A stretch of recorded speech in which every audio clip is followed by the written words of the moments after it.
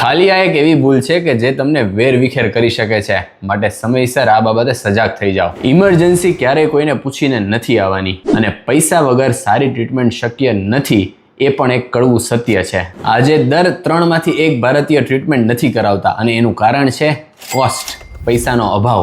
Dengue જેવી સામાન્ય ટ્રીટમેન્ટમાં પણ જો કોમ્પ્લિકેશન આવે તો લાખો રૂપિયાનું બિલ બની શકે છે. અને સ્ટ્રોક, એક્સિડન્ટ, હાર્ટ એટેક આ બધી બીમારીઓ તો ઊભી જ રહે છે. આજે જ્યારે તમે બાઇકનું ઇન્સ્યોરન્સ કરાવો છો, મોબાઈલનું ઇન્સ્યોરન્સ કરાવો છો, તો પોતાના શરીરનું ઇન્સ્યોરન્સ શું કરવા નથી કરાવતા? મેડિકલ ઇન્સ્યોરન્સ આજે એક લક્ઝરી નહીં પણ એક જરૂરિયાત, નેસેસિટી છે. અને વધતા જતા મોડર્નાઇઝેશનને કારણે એ પણ એક કડવી હકીકત છે કે આગળ જતા કાં તો કોર્પોરેટ હોસ્પિટલ અથવા તો સિવિલ હોસ્પિટલ, એ બે જ રસ્તા મોટાભાગના વ્યક્તિઓ માટે હશે.